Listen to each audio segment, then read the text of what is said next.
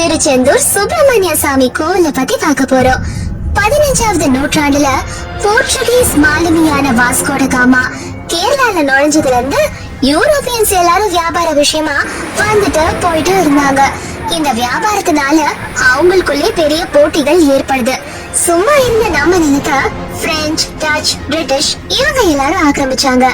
1646ல இருந்து 1648வது ஆண்டுக்கு நடுவுல போர்ச்சுகீஸ்க்கும் டச்சுக்கும் பெரிய யுத்தமே திருச்செந்தூர்ல நடக்குது. அவங்க கிட்ட இருந்த ஆயுதத்தினால நிறைய மக்கள் இறந்து போனாங்க. நம்ம மக்களும் இறந்து போனாங்க. கடைசியா டச் அந்த யுத்தத்துல ஜெயிச்சு திருச்செந்தூர் கோவிலை ஆக்கிரமிச்சாங்க. அவங்க படையினரோட திருச்செந்தூர் கோவிலை சூழ்ந்தாங்க. கோவிலோட கோபுரத்துல இருந்து எல்லாரையும் சுட்டு தள்ளிட்டு இருந்தாங்க. மக்கள் எல்லாரையும் சுட்டு ரத்தத்தை ஓட விட்டுட்டு இருந்தாங்க. யாராலையும் உள்ள போக முடியல. கோவில்ல பாலகன் ரூபத்துல இருந்த முருகர் சிலைக்கு பிரசாதம் வைக்க முடியல, சாமியோட தரிசனத்தை பார்க்க முடியலன்னுட்டு தமிழ் மக்கள் எல்லாரும் துடிதுடிச்சு போனாங்க. கோவிலுக்குள்ள போகணும்னு நினைச்ச மக்கள் எல்லாரையுமே டச் படையினர் எல்லாருமே கொலை செஞ்சாங்க. அவங்களால கோவிலுக்குள்ள போக முடியாம இருந்து எதையும் சமாளிக்க முடியாம ராஜா கிட்ட போய் எல்லாத்தையும் மக்கள் சொல்றாங்க. ராஜாவும் மக்கள் சொல்ற எல்லாத்தையும் ஏத்துக்கிட்டு டச்சோட தலைவர் கிட்ட இந்த மாதிரி பண்ணாதீங்க, இல்லனா பெருசா ஏதாவது நடக்கும்னு சொல்லவும் டச் தலைவரும் அவர் படையோட இங்க இருந்து போலான்னுட்டு முடிவெடுத்தாரு. அங்கிருந்து போறதுக்கு முன்னாடி கோவில்ல இருந்த முருகன் சாமியோட சிலையை எடுத்துட்டு போகணும்னு நினைச்சாங்க. சில பேர் உற்சவரோட விக்கிரகத்தை எடுத்துட்டு போனதாவும் சொல்றாங்க. பக்தர்கள் சாமியோட சிலைய பத்திரமா புடிச்சுக்கிட்டாங்க. ஆனா டச் படையினரும் தலைவரும் பக்தர்கள் கிட்ட இருந்து சாமியோட சிலைய புடுங்கிட்டு போயிட்டாங்க.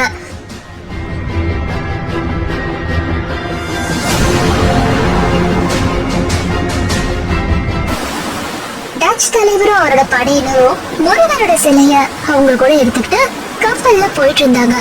அப்ப திடீர்னு சுனாமி எங்க இருந்து வந்தது, எப்படி வந்ததுன்னு தெரியாம அவங்களோட கப்பலை தாக்க ஆரம்பிச்சது. காலநிலைகள், அதாவது வெதர் கண்டிஷன்ஸ் படி அன்னைக்கு சுனாமி வரதுக்கு வாய்ப்பே இல்ல. ஆனா சுனாமி வந்து அவங்க கப்பலை ரொம்பவும் தாக்க ஆரம்பிச்சது. அப்ப டச் வீரர் ஒருத்தர் சொல்றாரு, முருகருக்கு கோவம் வந்துருச்சுன்னு நினைக்கிறேன். அவரோட கோவத்துக்கு நம்ம தான் காரணம். நம்ம உயிரோட இருக்கணும்னா இந்த சிலைய கடல்லே போட்டுட்டு நம்ம மட்டும் கப்பல்ல போகணும்னு சொன்னாரு. வேற வழி இல்லாததுனால முருகரோட சிலைய கடல்ல போட்டுட்டு அவங்க அங்க இருந்து போயிட்டாங்க. சாமி முருகரோட சிலை கடல் அடியில போய் சேர்ந்தது. அதுக்கப்புறமா வடமாளியப்பா பிள்ளை அப்படின்றவருக்கு முருகர் சாமி கனவுல வந்து, நான் கடல்ல இருக்கேன், என்னை கண்டுபிடிச்சு கடல்ல இருந்து வெளியே எடுத்துட்டு வரியா அப்படின்னுட்டு சொல்றாரு. வடமாளியப்பா பிள்ளைக்கு கடல்ல இருக்க சிலைய எப்படி வெளியே எடுக்க முடியும் அப்படின்னு யோசிச்சுக்கிட்டே இருந்தாரு. வழிய தேடிட்டு இருக்கும் போது சாமியோட அருள் தான் அவருக்கு இருக்கே. கடலுக்கு போய் எப்படியாவது சாமியோட சிலைய வெளியே எடுக்கணும்னு போறாரு. அப்போ கடல்ல எங்கேயோ இருந்த சாமியோட சிலை சூரியனோட கதிர்கள் வீசி ரொம்ப ஜொலிக்க ஆரம்பிச்சது.